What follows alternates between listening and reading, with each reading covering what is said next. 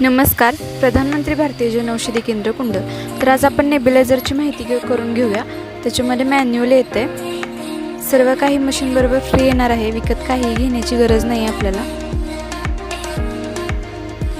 Medicine cup 3 mask येतात. एक direct वाफ घेण्यासाठी येते आणि 2 अडकवायची मास्क येतात. त्याच्यामध्ये मोठ्या माणसांचा आणि लहान मुलांचा मास्क येतो आणि मशीनला कनेक्ट करण्यासाठी एक पाईप येते. मास्क अशा प्रकारे जॉईन करून घ्यायचा.